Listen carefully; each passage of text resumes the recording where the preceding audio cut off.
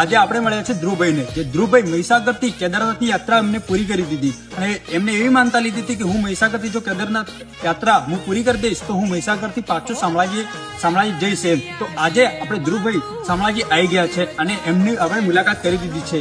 પણ અહીંયા પછી એમના ફોલોવર એમ કહે છે કે અહીંયાથી પગપાળા તો તમે રણોજા જાઓ એમ. તો ધ્રુવભાઈ તમારી શું ઈચ્છા છે, કેવું છે કે શું કરવું છે? તમારે રણુજા જવું હોય ને તો એવી રામાધણીની કૃપા જોઈએ, એમનું બોલાવવું જોઈએ કે તમે આવો. હવે આ બધા રામાધણી વાળા ભક્તો કોમેન્ટ કરી નાખે અને જો કદાચ એ આપણો એમ સ્વીકારી લે હુડી અને આપણને તે બોલાવે તો પછી આપણે રણુજા જતા રહીએ. એવું એમ ને? ચોક્કસ.